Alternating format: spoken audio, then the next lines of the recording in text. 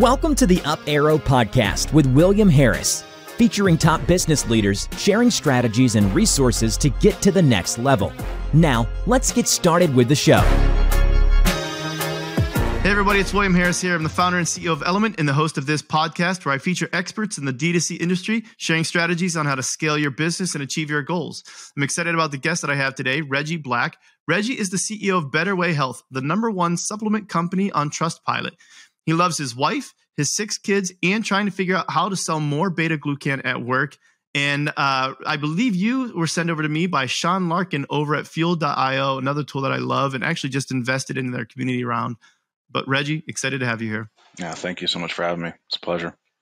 Yeah. So we're going to get into some really good stuff about customer service in the e-commerce space. Before we do, I want to at least announce our sponsor. This episode is brought to you by Element. Element is an award-winning advertising agency optimizing e-commerce campaigns around profit. In fact, we've helped 13 of our customers get acquired, with the largest one selling for nearly $800 million. We actually just had one that IPO'd, and we were ranked as the 12th fastest growing agency in the world by Adweek. You can learn more on our website at Element, which is ELUMYNT.com. That said, let's move on to the good stuff. You've had an interesting background getting into Better Way Health. Tell me about the beginning of this company and how you ended up coming to be the CEO. Oh yeah, this is a fun story. We could take up the whole podcast for this for sure. There's some treason and espionage and all kinds of things that we can dive into. But I started off in the IT world. I've always been into computers, since I was a kid. Wanted to build my own computer, and some of my dad's friends started hiring me as 13, 14 years old to come in and at their businesses and fix stuff. And I remember what was fun was my first real job was at a water park. A small water park here in our town, and I was the garbage guy. So I was making $5.15 an hour, going around the water park picking up garbage and everything. And then they found out that I could also work on computers. So I was doing all of their networking and computers install and everything for $5.15 an hour when I wasn't picking up the garbage. So I always just geeked out over that stuff. And so I went to work for IBM for a little while right after high school. And then I ended up going to school for IT as well, started my own IT consulting business. And I did, I had a lot of small businesses in the area, HVACs, plumbers, things like that were my clients. And I do everything from crawl under their desk and hook up printers, to networks and backups and servers. And there was no cloud back then. So it was a different environment, different world. And I got a call one day. One of my clients referred me to another customer from Better Way Health, and I got a call from the owners of the business, and they were like, "Hey, can you come out here and help us with this business?" And I hadn't, I was like, "Yeah, absolutely, no idea what was going on." I actually remember I was playing basketball that night. It was 9:00 at night, and so my phone was over on the side, and somebody just kept calling it over and over again, and by the time I got done, it was 10:00 at night or something. And they called me on the way home again. And I was like, "Hello." Wow. And they're like, we really need your help. And I was like, who is this? So I ended up going out there the next day and kind of walking into a situation that I had no idea what was going on. But essentially, the company was founded in 1999 by a guy named Dave Perkins. And he built Better Way Health. Great mission, great environment through his own personal health journey. And he left the business to his 2 kids when he passed. And so they had somebody that was running the business for them. They weren't involved at all. And that person that was running the business just took off, started their own competitive company after, a few years, took inventory, took product, took the computers, took everything to this and started their own business right down the street. And so I walked in on day one, not knowing any of this backstory. And they're like, "We don't know how to process an order. We don't know where our systems are. We don't know how to log in our website. We don't know, the phone's ringing. There's 1,000 voicemails. There's, emails, and they didn't know how to get into anything. They had never been involved in the business. And so I was really confused. I was like, "What is going on? Is this not your company?" So that's how it started. And we just jumped in and worked, all day, all night for a while just to get things back to normal. And I just stuck around since then as the IT guy, and a couple years later had some more opportunities to move up and manage. And then they wanted me to made me an offer to come on board at that time, like full time, and gave me a percentage of the business if I would Nice. do that, with some path to more equity if we could hit some growth numbers. And so that's how I got to Better Way Health. That's a wild story. Like you said, there had to be a moment where you're thinking, am I helping somebody just like hack into somebody else's business and steal it out from under somebody else, right? You're like, it's like going to the car door or something. You're just like, hey, did I just help somebody break into this car? Like, I don't know. Like they said that they Yeah. left their keys in their car, but Yeah, for sure. That thought did cross my mind, and it was, it was crazy. I mean, everything, you'd find out something new every day and a new problem every day. I used to do a lot of data recovery stuff too, like on hard drives and everything. And I remember like sure. the day that they're like, all right, like let's get all the data and the emails and everything off of these like computers. And I was like, cool. So I started going through all of the computers, and there was like nothing on the drives. And what I had realized was the person that took off and left and started their own company, they had actually just gone to the store and bought new computers and put them there and taken the old ones with them What? with all the data on it. Yeah. Oh my goodness. Yeah. Yeah, that's wild. So, okay, so we fast forward now and you're, moved from the IT at Better Way Health, and now you are helping as a CEO. And first of all, I want to clarify this for anybody else listening.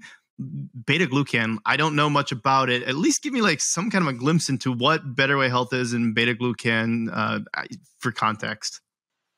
Yeah. And nobody I've ever talked to has ever heard of beta glucan, so don't feel don't feel bad unless they're like an immunologist or a doctor or Sure. somebody that studies it. Like it's very rare. Everybody's like, what is that? So it's an beta glucan is basically like a natural fiber molecule, and you can find it inside the cell walls of any kind of fungus. So like think mushrooms, yeast, oats, barley. There's something inside the cell walls of those things that you can extract or pull out. That's called beta glucan. So it's a complex carbohydrate, and they'll take it out and then they'll purify it.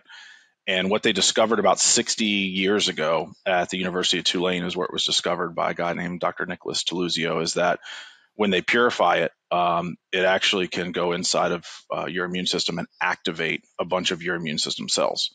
And so this discovery has led to tons and tons of research since then. It's actually the number one most studied immune system supplement or immune modulator in the world. There's like over Wow. 200,000 published studies on it online now. So if you go on PubMed, which is a huge government database for all the research studies, and type in glucan, we just passed the 200,000 mark. And so there's an enormous amount of research from Harvard and Tulane and Louisville and teaching hospitals and universities all over the world about it. But it's still something that's really technical.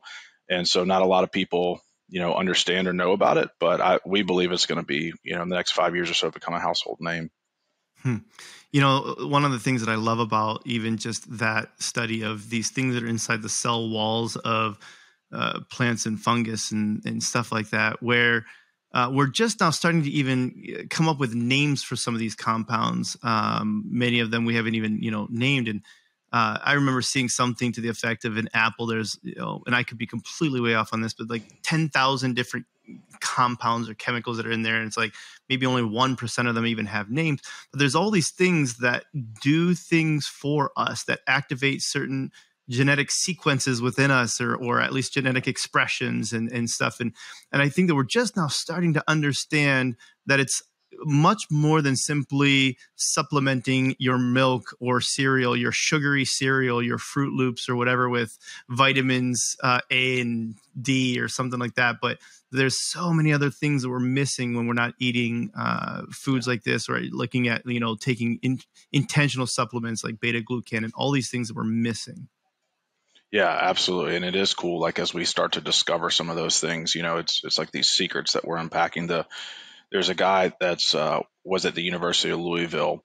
His name is Dr. Václav Vedvika, but he was the leading researcher in the world on beta glucan. He had like over 200 published studies. And the name of his book, he called it Nature's Secret, Beta Glucan, Nature's Secret. And so he was like, hey, here's this thing that we're finding in nature that has like this incredible benefits for you and for your immune system, but we're really just starting to discover it and the benefits. So he breaks all that stuff down in his book. It's a very technical book though. You would think by the title it was like, so he had some Russell Brunson copywriting hacks in there with Nature Secret, right? But like you start reading that, and most people, unless you're a PhD, are going to go to sleep reading that book. Oh, that sounds good. Well, okay. So now fast forward, you guys have become the number one supplement on Trust, according to Trustpilot, right? Which is for anybody who's listening, a reviews platform. And I believe, one of the biggest reviews platforms, if not the biggest reviews platform. Yeah. And so this is a big deal. That means that you have a lot of verified buyers who are leaving really good, positive reviews on the product. How, aside from the product being good, and I think that that's just a given, but what's the other big key that you have found has allowed you guys to be exceptional in a market full of so many supplements that are out there today? Yeah, it's hard to stand out in the supplement space for sure. So the key to it that we found is really lifetime value, because everybody's out there trying to spend and outspend each other to acquire that customer. But if you can't keep that customer, it's really hard financially, to make those numbers work. And so you've got to keep the customer, and you've got to have a great product that they're going to want to stay on. So that's the number one thing is like, hey, we've got an evidence-based, awesome product that works. And that's the only way a supplement company is going to be around for, 24 years like we have. Is you got to have that base. And then what we say is like, hey, we pair evidence-based supplements with amazing customer experiences. And so we're really passionate about taking a great product and then giving you an amazing customer experience on top of that. Everything from phone calls and emails and the way we communicate, and we just try to make everything as great as possible. We want the customers to say wow, and so we do all of our own customer service in house. We got an amazing team. We actually call them ACEs, ACE, like for amazing customer experience specialists. Nice. So we call them ACEs. It's really baked into our culture. It's rewarded. We've got reviews up on the wall in the office. Every single one of our ACEs is going to have like a review that a customer wrote about them with their name in it, that we have like custom printed and everything stuck on their wall behind them or in their office at home, wherever they're working from. So we really bake those and celebrate those into our culture, because that's something that we can control, and we're super passionate about that, which I think shows in I think we're somewhere around 6,000 plus now verified 5-star reviews on Trustpilot. Yeah. That's amazing. I remember talking to somebody, and I wish I remember who this was, or maybe I read it, but about how customer service is. Oh, I think I remember it was Ted Rubin, and he talked about how during customer service, when somebody actually comes to you for customer service, that is the one moment where you have their undivided attention. They are fully locked onto you. And so how you present yourself during those moments can speak volumes about, like you said, to a lifetime value. Have you turned them into a lifetime customer? Have you turned them into somebody who's ready to churn immediately? Have you turned them into somebody who wants to shout from the rooftops how great you're doing and how everybody needs to be part of this? Or are you turning them into somebody who's going to tweet about how this is the most miserable experience they've ever had? But you have their undivided attention at that moment. And so doing a good job there is paramount to long-term success for a company. What are some tricks that you have done to make this a reality in an e-commerce business where you're maybe not face-to-face with people? Yeah, great question. And you're absolutely right. I mean, you've got a chance, when somebody reaches out to you, whether they want an explanation on the product in the beginning, or if there's a problem with their order, they got one bottle instead of two, or, shipping's been delayed or anything. It's like you probably just have like one chance in the beginning to either wow them, give them a very mediocre experience that is forgettable, or give them a not forgettable experience on the bad side, right, where they're going to tweet about you, like you said. And so we've done a lot of things from our side to train that. I mean, one of the things we've invested in, which has been great, is like we took our whole team to the Ritz-Carlton at one point. And then we actually got the Ritz-Carlton executive leadership team to come in and train our team. And so that was a great experience of like, we were at the hotel. We were learning from their executive team on how Ritz-Carlton does customer service, who's like one of the best obviously in the world. They've written books on customer service about Ritz-Carlton. And so we were learning how they did it. And while we were just learning the theory of it, we were actually seeing it played out in front of us with their team and staff at the hotel. And so that was one of those things that was like really transformational for us, I think, as we came back. We already had good customer service. Probably great in today's standards. It's not hard to have good customer service now, but I think we had great customer service, but it like really excelled us after that to another level. And one of the things that we picked up from them was the concept of wow stories, like making the customer say, wow, this was an exceptional experience. We share those every day in our daily stand-up of like, what are the wow stories? And another big one was just empowerment, giving all of our customer service reps empowerment for a certain dollar amount of like, hey, if there's an issue that happens, like you have full control to take care of this for the customer and treat them just like, if you ordered that product from somebody else, like the way that you would want to be treated as a customer, and just handle it and take care, no questions asked. We're not like, send me a photo of the bottle, it's just like, hey, no problem. Like, you guys, if there's any reason that you're unhappy, we're going to take care of that. We're going to go above and beyond for you. And like, because of that, we have a very, very low refund rate, 1.5%-ish refund rate. And like our chargebacks are nothing. I mean, we probably have 10 chargebacks a year. It's nothing. So very low chargebacks, very low refunds. So it actually ends up, I think I could argue it actually ends up saving you money in the long run. Which is interesting because a lot of times people would think that it's like, well, if you have this no questions asked policy, then it's going to be abused and you're going to end up, it's going to cost you a whole lot of money. And you're finding that it's been the exact opposite because it's created so much trust in the brand and the company that people are not abusing that, but they're actually just even more so like, hey, you've showed me favor and grace and trust, I'll show the same to you kind of thing. Is that kind of what's happening? Yeah, I think there are a certain amount of people, there's some low percentage of people that are going to take advantage of it. Sure. But to me, that kind of comes back to like a scarcity versus abundance mentality. Is like, if I'm going to make a decision based off of like those 2% of people that are going to take advantage of this rather than 98% of people. And a lot of those are going to become like trusting and raving fans. I want to make the decision based off of the majority of those people and put a policy into place for them. And then the other ones, you just, bless them on the way out the door and say, hey, no problem. We'll take care of it. And we certainly have had those, over the years. And, but the vast majority of people just really appreciate it. Then they end up writing you a review, which then ends up leading to higher conversions and then, ends up leading to referrals and, from them and their customers. So you end up, it just is kind of a compounding snowball effect there that we get from doing things the way I think is the right way. Yeah. Well, and it's resonating with people. So it's maybe beyond just what you think is the right way. And it seems to be the right way. Something else you mentioned was that I think you either, at least in the early days, or maybe still do, called all of the orders or something to that effect, right? Is that something that you guys are still doing?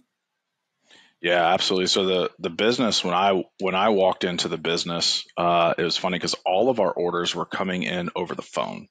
So the product, there was a guy that wrote a really popular book and he was referencing Beta Glucan and he like put the company's phone number in the book and said, hey, call this number and order the product. So most of the business, and I thought this was what e-commerce was. It was like my first experience in e-commerce. I was like, oh, e-commerce is where you walk in and you answer the phone because people call in and then you just go on your website and like your website is for, placing phone orders. So it was like, I just kind of walked into it backwards and, but we've kept that because of that. Like we just kept that over the years and we love talking to our customers. We do a big majority of our sales still over the phone because we do have a technical product. So we encourage people to call us. We love when people call us so we can really explain to them. And we found that we have, like our AOV is like 2.5 times the order value when we're on the phone with them versus if they come in, and they purchase online. So there's something that is measurable, for those phones. And then after somebody gets on a subscription with us, and signs up, we've got a system that goes in, and puts in there a follow-up for all of our ACEs in 30 days to call them, make sure they're on the right dosage, make sure everything's going well with their product if they do have any questions. And so, yeah, we're calling every single, new subscriber of our product and just making sure that they feel appreciated and taken care of, and that if they did have anything, we can solve it right then for them. So we're outreaching with phone calls and text and email as well if we can't get them over the phone. Sure, because not everybody wants to answer the phone, but you're just simply saying, well, I want to be able to reach you in whatever way is best for you. And I think that that's the key, where not everybody, email isn't the best way. And I would say even for me, and you may be similar, easily get over 1,000 emails a day between work emails, personal emails, emails from school. And so it can sometimes become just, a chaotic mess of emails, and just saying that's not the best way to really get a hold of me and get my attention if you needed to. And so maybe it's text or call or whatever that might be. Yeah. And I think that's key, is thinking about like from your customer's perspective. And who else does this very well that I appreciate would be Sweetwater, the music store. I order a lot of audio gear, right? Obviously with a podcast, but I'm also a musician as well. And so, there's expensive stuff and you want to make sure that it's going to work with everything else you've got. But, one of the things that they do there that I really appreciate is if I've got a question, I can get on the phone and talk to somebody and walk me through this just like that. But even after I've placed my order, I get a text usually from like my guy there. And it's the same guy that I've continued to work with now for years. They text me, it's like, hey, just wanted to let you know, I've got this all packaged up, ready to go for you. Do you need any help setting anything up? Right? Like, you have questions with how this works with your gear, and you're just like, and I've taken them up on it a couple of times. Like, darn, I'm struggling a little bit on this one here. Can you jump on and help me out and like set up a thing with, the technical team and walk me through it? But it just feels much more like, I don't know. I didn't live back in the 50s, but it feels like walking into like the hardware store in the 50s where you're just like, I don't know if this is the thing that I need to do the job, but can you help me? And it's like, yeah, no problem. I got you covered here. And that feels really good. And I want to make sure that I spend more money with them because I know that I'm just set. And it sounds like that's something that you guys have really taken to heart for supplements, which is another level of that. Yeah, absolutely. I mean, that's a great example of Sweetwater. Like, that's one of the companies you hear about a lot that really goes above and beyond. Yeah. And those companies stand out, and that's certainly what we strive for. I mean, one is what instrument you play, and then second question for you, I want to know, so how much money do you estimate you spent with Sweetwater now? Oh my goodness, that's okay. Well, let's answer the first question first. I play a lot of instruments. So my mom was a band director and my dad was in a professional country band. So I play the acoustic guitar is probably my favorite instrument that I play. But otherwise played the bass for 8 years, bass guitar. I've got a drum set back there that I play a little bit. In band, I played the trumpet. That was my main instrument, but I played most other brass instruments as well. Played a little bit of the saxophone, but I probably couldn't play that anymore if I tried. But I play a lot of instruments. Why? How about you? No, I don't play any instruments. Okay. My kids, I've got them all learning piano right now, but I don't have any musical talents. Yeah. So, but you play all those instruments, and Sweetwater's got all this, all these products and everything. So I'd love to know, just like, and I guess more my question is aimed at like, so you thousands. Spend all this money, thousands, right? Let's just say thousands. Over 10,000? Yeah. Okay, so over 10,000. Would you have, if you didn't have that customer experience, would you have been purchasing other places? Yeah, absolutely. And I think that's exactly part of the key there is that, even sometimes they might not be the best price, but I know that if I had an issue, I can return it very easily without any problems. And if I have any trouble, they'll help me set it up. So that tends to be where I default go to. Yeah. And I think that's a great point, is like when you have a great product and you have great customer service, price kind of becomes irrelevant, for the right customer. The right customer is just like, listen, I want to deal with you. You're my guy. I already know there's an unknown of going somewhere else and getting it. And so I want to deal with you. I'll just buy from you, even if it's, $50 or $100 more for this instrument, but the experience, there's value in the experience. Yeah. And to your point, what's interesting is when price becomes irrelevant, or not irrelevant, but less relevant, then you maybe even have less customer service demands and needs now too. And so you're providing proactive customer service of how do we make sure that you are in love with our brand, as far as instead of like damage control customer service, as far as, how do we just make this right now? Yeah. Great example. Okay. So I like this. The other thing though, that we talked about, what are some of the brands you mentioned? Ritz-Carlton as one, but what are some of the other brands that you really admire and look up to when you think about just overall like CXO type stuff? I got to go with Chick-fil-A. I'm here in Atlanta. Sure. And so I think that they've done that at you can do it. I mean, they've proved you can do it even at a lower price point. You don't have to be like this luxury Gucci, style brand to provide that. They've done that. And so I'm a huge fan of Chick-fil-A. The first ever Chick-fil-A is here in Atlanta by our airport. So I frequent there. Chick-fil-A? I love Yeah. Chick-fil-A. That's right, man. A little Kanye reference there. That's right. I'm glad you caught it. Yeah. So I think they're a brand that I look at their experience and the way that they do things, everything with excellence. Very generous company as well. So I admire them. And I look at Ritz. So Ritz is fun because like they're the ones that do the My Pleasure thing. And they actually train Chick-fil-A, they train Mercedes-Benz, like a lot of these other companies go to the Ritz for training. And so that's where Chick-fil-A, that's like famous for the My Pleasure thing, but they got that from Ritz-Carlton. I did not know that. Yeah, that's kind of their thing. You'll see. But yeah, those are two big brands that I really like to model after what they're doing. Sure. Something else that you and I talked about before that I think is interesting for some e-commerce merchants that might be listening as well is FDA regulation. Now, in the supplement space, there are a lot of things that you can and can't say, but there's a lot more regulation to the advertising that you can do and where you can advertise and how you can advertise. And so actually going out and getting new customers is harder, which I think is a big part of why the focus has been even significantly on retention. But how have you gotten around that? What other tactics have you used to acquire new customers in a more heavily regulated space? Great question. Yeah, we are in a regulated, highly regulated space. Although the FDA does not approve supplements, in that fact, there's obviously so many dietary supplements that they can't go through all of them like they would a drug with that kind of a critique on all of them, and the requirements are not as high as hundreds of millions of dollars of research to roll anything out. So they don't say this one's approved, this one's denied. It'd kind of be impossible to pick up with, but all supplements are held to a standard where we're not allowed to make a claim. We're not allowed to say this helps with X disease or this helps with Y symptom of disease. And so a lot of the marketing tactics that work if you were selling, a different type of product, a widget or something, we can't really use. We can't go with like, hey, here's your pain point, and I understand, because you're sick, and so I'm going to just like talk about that thing and how our product helps with it. We always joke because like the FDA rules and regulations are really strict. Is like we have to have a don't add to cart button on our website. That's what the FDA would prefer us to have. It's just like, hey, this product doesn't work. You don't need it. Just don't add it to cart. It won't do anything for you.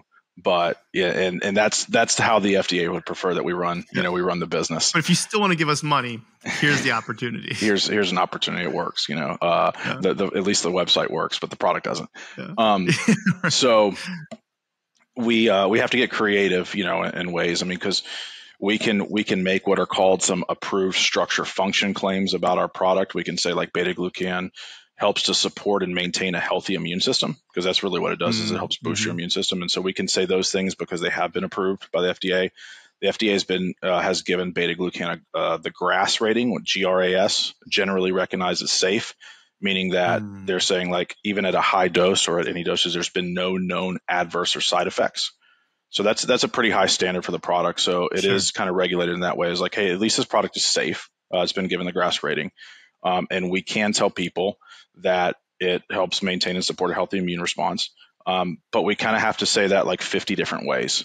That's our copy, on the site. Like we can't really go above and beyond that. And so, we try to get as creative, but the reason we've been around 24 years is because we play it very safe. The FDA thing is really a risk reward.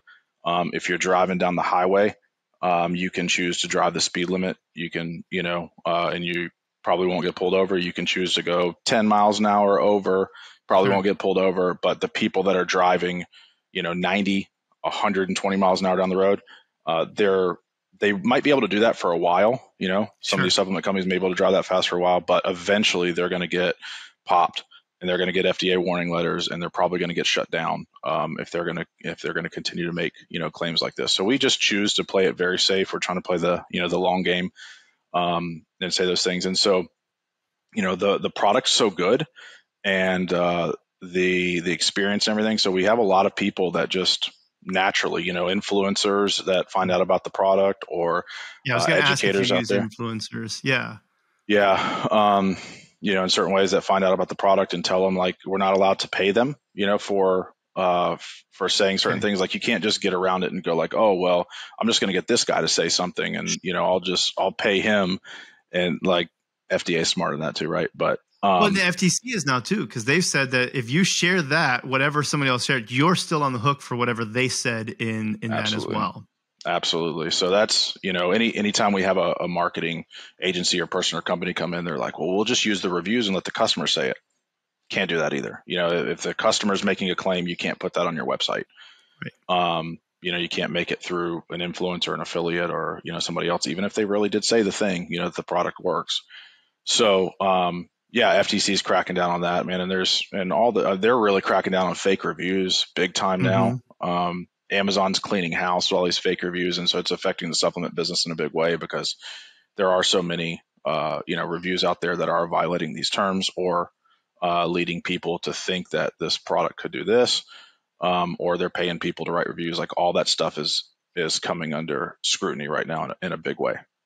Yeah. Yeah. And it's something people need to be aware of. And it sounds like you said, the best way to get around that is to not get around it. Just follow the speed limit. And now you have like compounding growth year after year after year for what you said, 24 years or something. Yeah. And so, and I think we've just been doing it longer than everybody else. And that's why we're in the position where we're at, is like, we've been doing it safe in the right way for many, many years. And so eventually that works when you do the right thing for a long period of time. Yeah. Something else that you and I were talking about too is data. And at least in some small capacity, I'd love to talk about how are you using Fueled? So Sean Larkin, owner over at Fueled, which I do want to give a quick shout out for him, because he's, by the time this goes live, the community raise will probably be done, but they have a community raise going on right now. And I put some money into it because I really like what he's doing. That's awesome, right? Because he's talking about like democratizing your data, and this is something that I feel like a lot of brands have been stuck, where it's like, great, you leaving this platform and you don't get to take your data with you. It's your data. Why shouldn't you have it? But how are you using Fueled, and why do you like Fueled? Yeah, great. I want to shout out to Sean as well. He's been an incredible partner and asset and help for us. He's amazing, and Fueled, what they're doing is amazing. And so I think we were probably one of the first customers, that got on there, and Sean just has really helped us with custom setups and gone above and beyond with that platform. And now I believe in it so much. I also invested in the in the community round that's on WeFunder now. So it's great. We're on a headless Shopify platform. So I did that because I really like doing things the hard way and making my life really difficult. Sure. So I mentioned like the IT and technical thing. Like, sometimes that, I just want to do things because they're cool, and it's like this new things come out, and it's great. But sometimes I wish, I'm like, oh man, why did we do this? Because it makes everything harder with tracking. And because we've got now this Next.js app that's a front end that's not run by Shopify, that connects to our Shopify backend. And so now it's not as easy as just putting a script in Shopify and trying to track all of your front end stuff, because Shopify doesn't control that. So you've got to have some custom, solution to track all of this stuff on your actual website, and then pass that with the product and everything into your analytics platform, which is kind of where Fueled came in. So like, Fueled has helped us because I don't know of any other solutions out there, and we've been looking from a headless website standpoint, a headless Shopify site that really is like, okay, I can take, and Fueled really is like the pipes and the plumbing, right? They're just like passing all this data from Klaviyo and Recharge and Shopify. They've essentially built all that plumbing to take data from Shopify, to take data from our front end, and push all of that into our own data warehouse. Because there's no one app that really is going to give you everything that you're looking for. And for us, our business is so heavy on subscriptions. We're at the point now where we're doing like 70% of our revenue on subscriptions. And so it's a massive part of our business. And we're using Shopify. We're using Recharge for subscriptions, and we've been on Recharge since 2017. And so there's just not a good tracking solution for that. And so if we really want good data around like what are our subscribers converting at, how long are they sticking around, and then like how subscribers that come in from a Google ad versus a Facebook ad versus an affiliate versus this, like how do those compare over a 12-month cohort kind of thing. We kind of live in we're living in the wild west a little bit, because all this stuff is brand new. So we're us, I'm just saying, like you and businesses and Shopify and all this stuff is like brand new, and it's changing so much that we're just trying to keep up with things. And then they're trying to take away all of our tracking and all of our data. Apple and those guys, right? Yeah. So it's Fueled really is like the only solution I know of out there right now that can help you get all of your data into something that you own, into your own data warehouse, something you own, and then give you analytics on like what's really going on in all these places, because there's nothing good out there that talks to everything. Right. Yeah. And that's, like you said, like that's kind of the key. And I like that you called out that e-commerce is still really young, and like all of the stuff that we're doing is still very young. I like to think that it's entered school, like it's a toddler that's entered school, the last couple decades were the infancy of e-commerce. And that's where you could throw up an ad on Facebook without any thought whatsoever about almost what you were doing, and it would work. And we've at least 2016. Yeah, exactly. Right. Like it was, you didn't even have, like, you're just $30,000 a day instantly. We've moved past that now.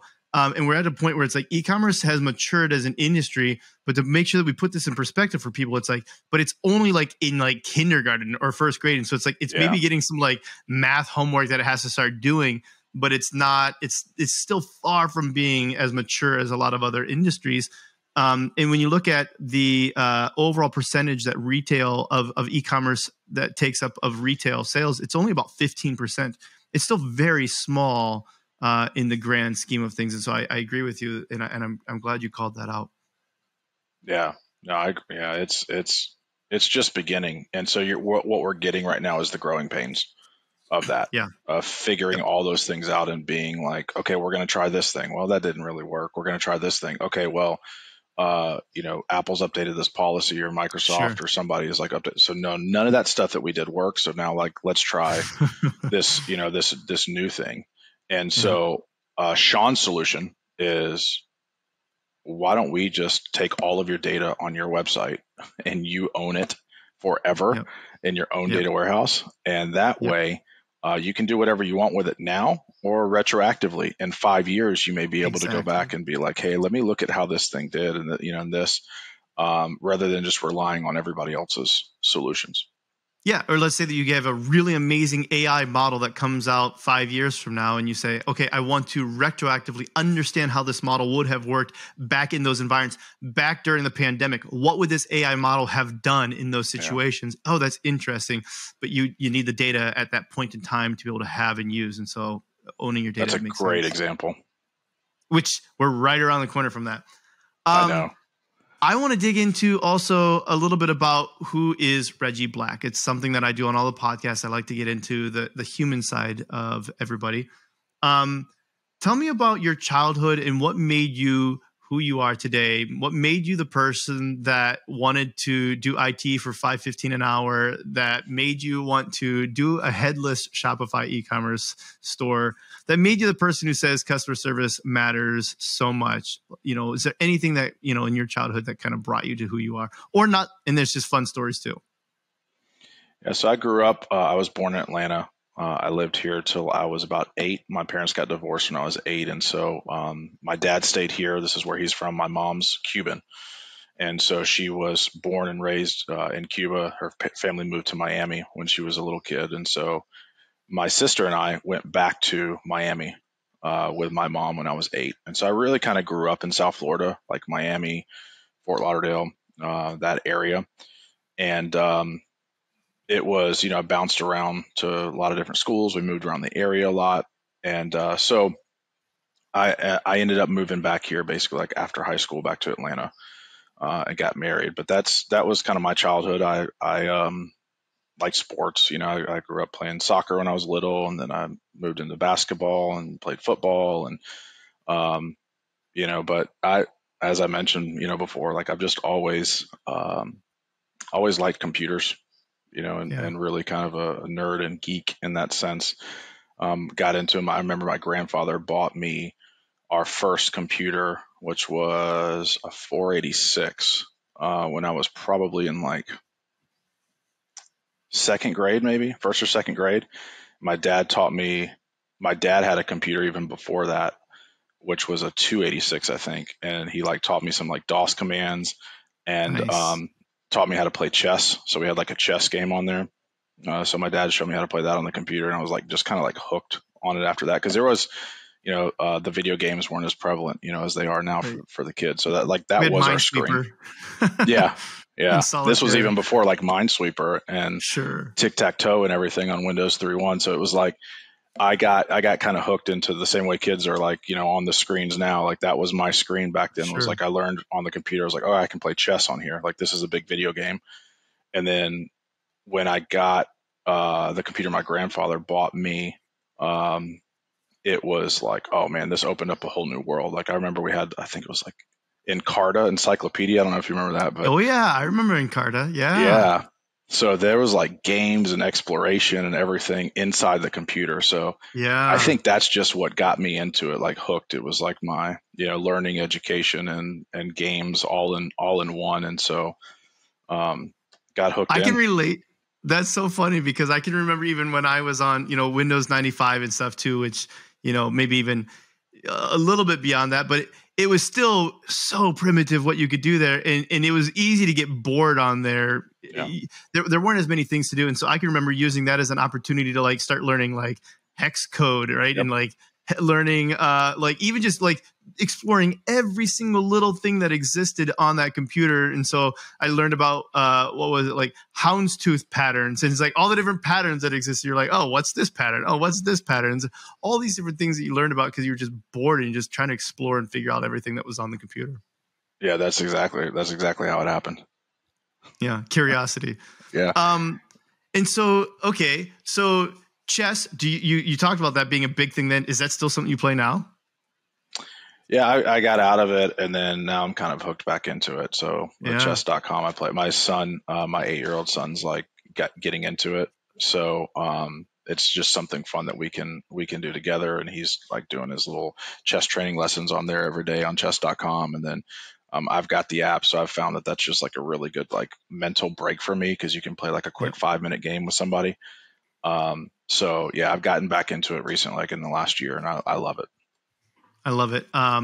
Buddy of mine from high school, Scott Garber, I'll give him a shout out because he's the one who got me on chess.com as well, and using the app and just the puzzles. And like you said, a quick game with somebody, or you're just trying to pass the time. And it's like, oh, you could do something mindless. You could scroll TikTok, which I do too every once in a while as well. But just being able to just go on there and solve a couple puzzles, keep your brain sharp, which I appreciate. Yeah. What do you fear? The FDA. That's fair.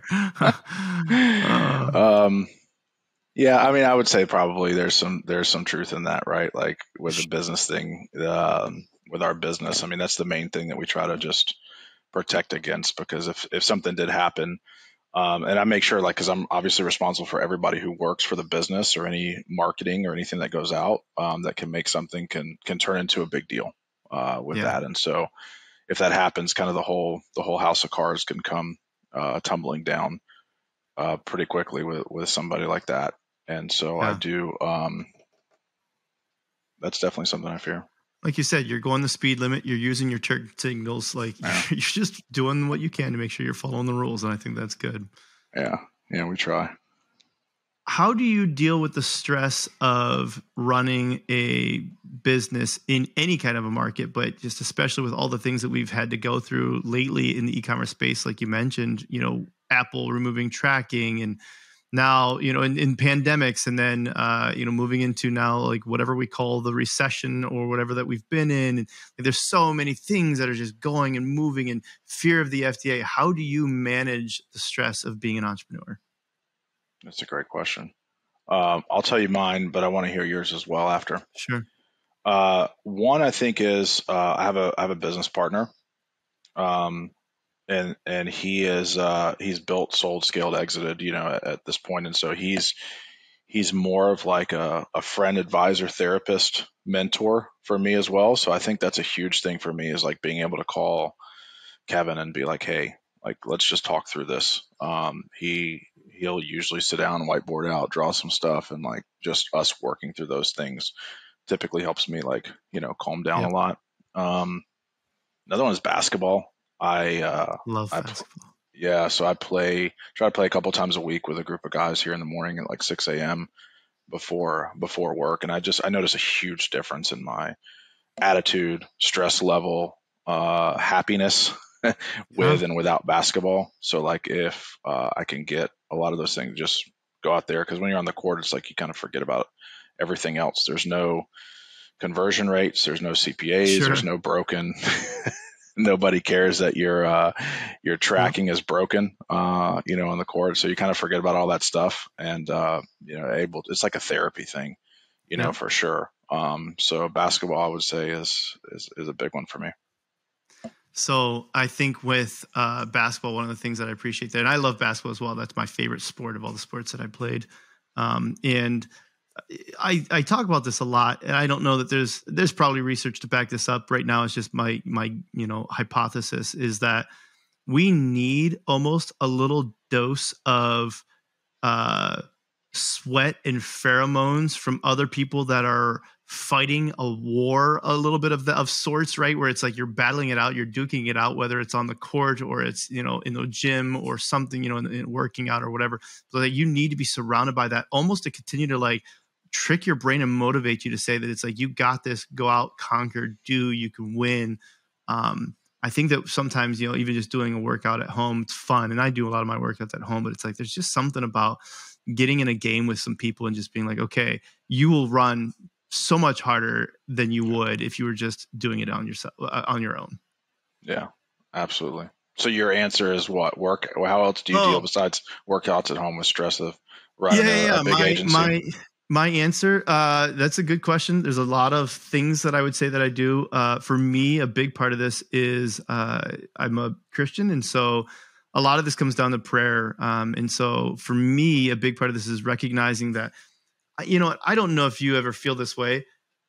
I consider myself to be fairly intelligent, and I hope that doesn't come across as like a bad thing, but it's like I consider myself to be able to figure out most of the problems that come up in my life. It's like, even you give me even difficult math problems, it's like I'll solve this, right? It's like I like solving problems, and I think a lot of us like to think that about ourselves, right? For the most part, like that's a good thing to think about yourself. Whether it's true or not is different, but I like to think that, right?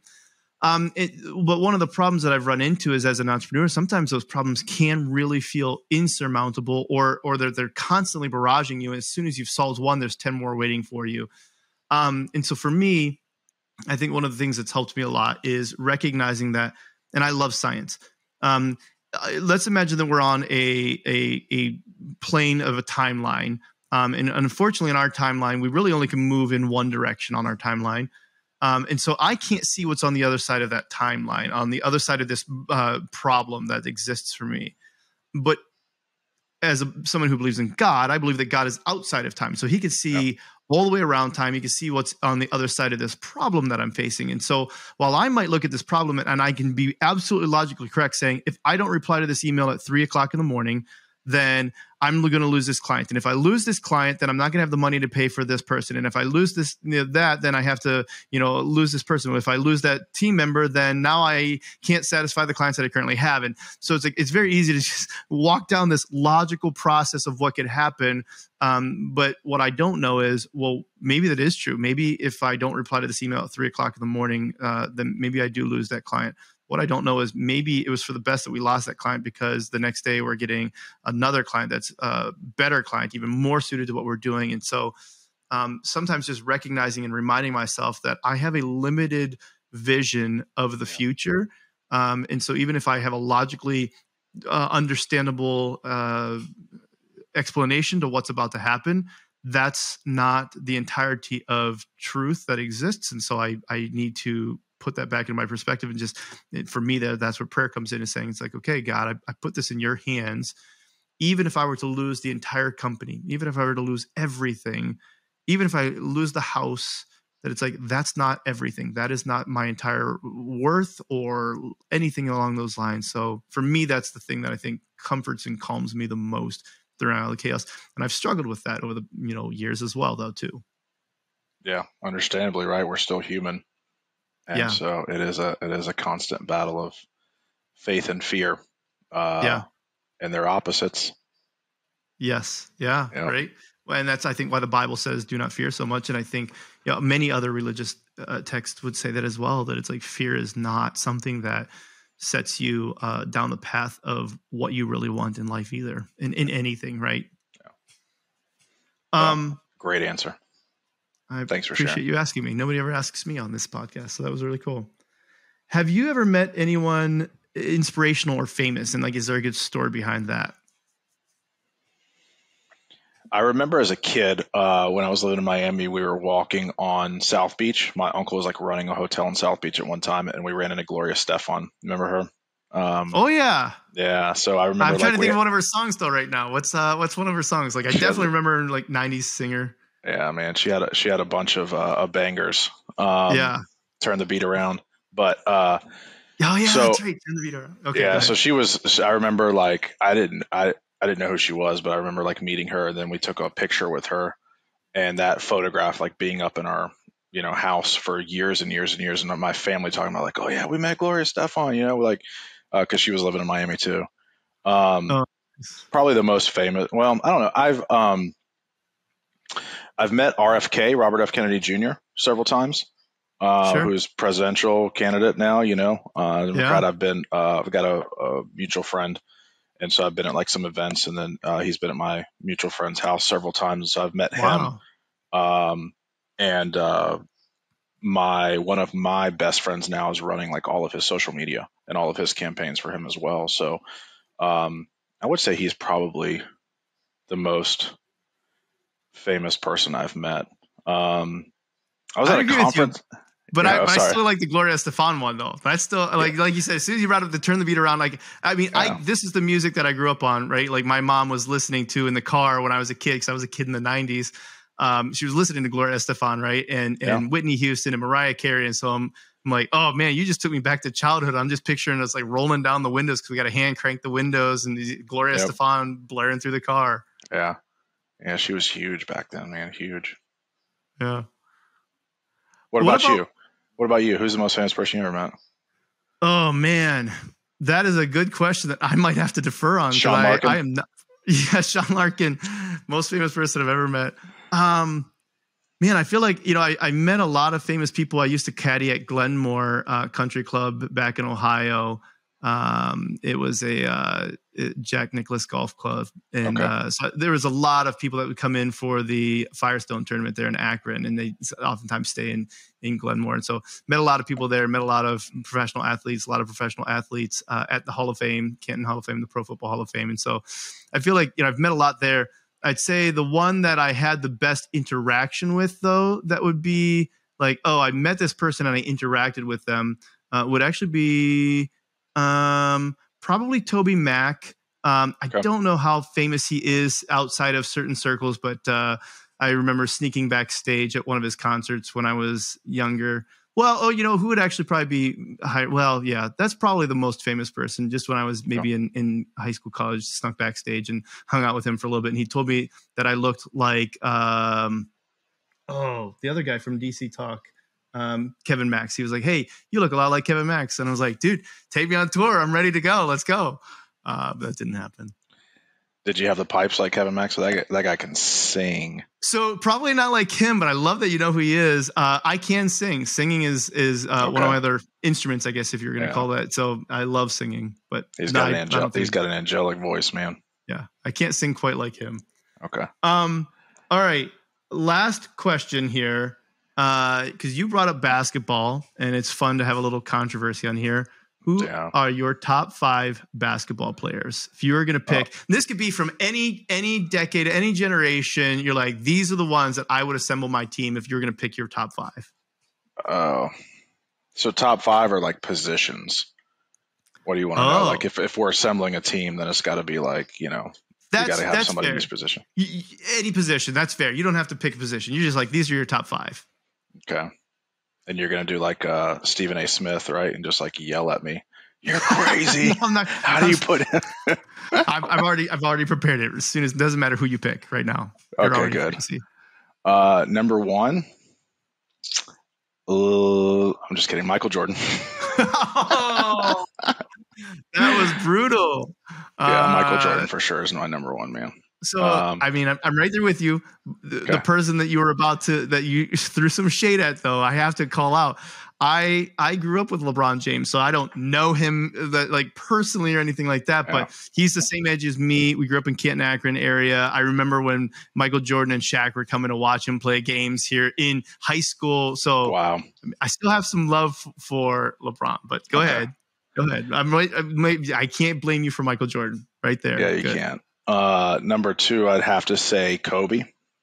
Yeah, the Black Mamba, man. I mean, nobody had more grit than this guy, right? Like, I've watched some of his stuff, like when he tore his Achilles, what he said after tearing his Achilles, when he's like, "This is pointless," and like, "What is this?" But I forget exactly his words now. I'm drawing a blank on it, but basically, it was like, if you see me coming up against a bear, like pray for the bear, basically, or something like that. He's like, "I'm coming back from this." Yeah, he was a killer. I don't know. I mean, I obviously just like what I've seen about Kobe, like I don't know that there's ever been a smarter basketball player than Kobe. I think he was just, and he was obsessed with it, right? Like you hear about him like studying the referee rule book, so he knew exactly where they had to stand on the court. So he knew like, okay, in this play, in this position, this guy's going to be over here, so I can get away with this foul and this grab and this hook over here. Like he was just very strategic. Yeah, he was like super strategic. So I have to go with him too. Man, who am I going to go with at 3? Obviously it's going to depend on who you're counting championships or you're counting like talent. Wilt Chamberlain, I think, is probably like, the best athlete of all of them, insane. Like the stuff that he come out with. He was probably, the best athlete. You got Bill Russell, who's got like 11 rings or something. I never like watched these guys. Totally. So I don't know. I'm going to tell you that Steph Curry's at my 3. Yeah. It's fair if you don't put them in yours because you're like you didn't grow up with them, right? I didn't grow up with them, so I don't know how good they are. I'm just going to tell you that Steph Curry's in there because he's my favorite player to watch for sure. And he changed basketball, right? Yeah. Like now you see this. Even you go to high school games and it's run down, shoot a 3. Another team runs down, shoots a 3. Runs down, shoots a 3. Like he literally changed the game of basketball. I feel like. Yeah, I think he's like the guy that broke the 4-minute mile. Bannister, whatever his name is like, nobody could break that. And then once he broke it, everybody was breaking it. And exactly that is like, now that Steph is like, oh, you can just shoot from out here. Like all of a sudden now everybody can shoot from out there because if one man can, then so can I, right? Like that whole mentality of like, this guy's doing it, I'm going to do it too. And so now the whole game has changed, so huge impact, I think, on the game. He's just like super fun to watch, man. I agree. Shaq, I put Shaq in there because I love Shaq. I just love everything. I was hoping you were going to say that because I was like, this doesn't always have to be just like the absolute best people. Although I'd say like Shaq's up there, but he was fun to watch, right? Yeah, like, and I like watching him more now. Yeah, I like watching him, buying businesses and being generous out there, man, and just being a goofball and like, his commentary, him and Barkley on that show, like he's just fun. So I put Shaq in my favorite. This is more my favorite 5, more than that's good. than the top 5.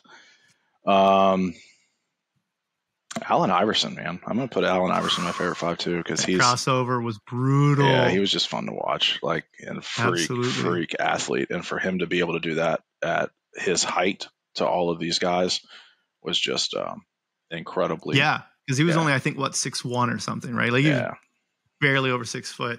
Well, and his crossover was so brutal that it was just called the Allen Iverson. You know what I mean? But it's like, it's a crossover, but it was so good. You could know it. He could be like, I'm about to cross over on you right now. And you couldn't do anything about it. You're like, okay, well, here's the hoop. Just go ahead and take it on in. Yep. Yeah. And I've heard, I played basketball with this guy that was drafted by Philly. And so he played with Iverson. He ended up getting hurt, but he's like told me some crazy stories of like Iverson shows up to practice like completely wasted, throws up in the trash can, like walks on the court and just destroys everybody and then leaves. It's like, it was just all natural talent, you know, like imagine if that guy had, you know, a work ethic or something like, you know, like Kobe would have. And Kobe always says that about Shaq. Like if he had his work ethic, he'd be the greatest player of all time. No questions asked. But Sure. All right. Who you pulling out of mine? Who you keeping? Who you? All right. I mean, I actually really like you're talking about a lot of the people that I grew up with as well, right? So like these are my fans and heroes. I don't know if I would change or replace anybody there. If I was just going to throw out a couple of other names of people that I just absolutely appreciate, one I'm going to throw in there for just other reasons. Eric Snow.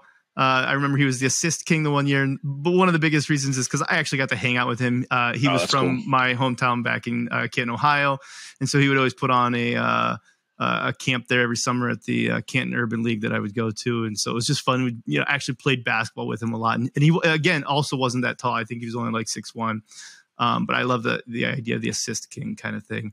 If I was going to throw somebody else in there that's fun that you didn't mention that I really appreciated, and again, we're going back old school. Neither one of us are picking a lot of like real like today players. I think there's just something about the nostalgia of like who you grew up watching, right? Yeah, we all are biased, and we grew up in the greatest basketball era ever. You know, just like our parents and grandparents.